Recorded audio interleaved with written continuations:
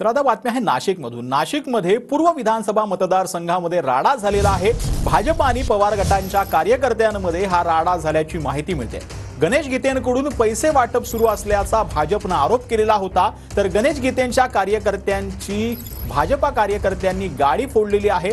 गणेश गीते पवार गटाचे नाशिक पूर्वचे उमेदवार आहेत आणि या राड्यानंतर पोलीस जे आहेत ते घटनास्थळी दाखल झाले आहेत। या शहरात असे प्रेशर जर क्रिएट झाले तर ही फार वाईट आणि निंदनीय गोष्ट आहे। मी त्याचा निषेध करतो 100%।